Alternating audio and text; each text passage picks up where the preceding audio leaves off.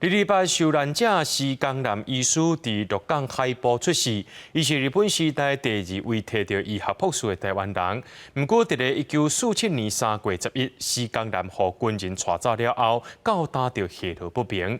到即马，这在地团体就举办走托活动，带民众行伫咧施江南医师的故乡，听迄段当初唔敢讲出口的历史。一群人行伫中华鹿港海埔世界墓园，听粗鲁人讲228受难者施江南医师的故事。施江南厝内有4个兄弟，有3位拢是医师，分别伫台北、鹿港、嘉义开医生馆，而且拢号名四方病院。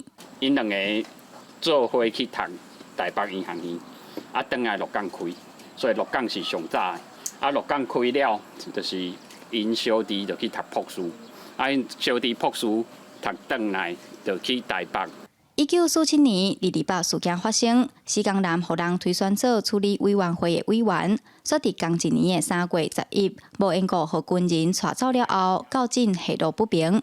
世界后代2007年伫家族墓园设立纪念碑，嘛是台湾头一个私人徛的228纪念碑。在地文书团体特别举办走托活动，望更较侪人了解这段历史。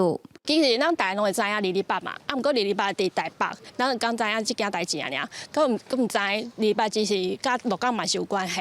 因为对228这个主题真有兴趣啊，住伫鹿港3栋啊，拢毋知影鹿港有228事件，嘛有伫鹿港发生，所以今仔日有这个活动会当参加，感觉真欢喜安尼。施江南医师当年积极投入公共卫生的推广，嘛真注心伫战了后台湾兵的人道救援，到尾却受到228事件的牵连。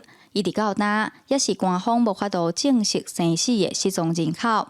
2002年，世界后代替施江南设医院厂，甲伊的兄弟大做伙，走托团体最后嘛伫墓前献花，向这位228受难者致意。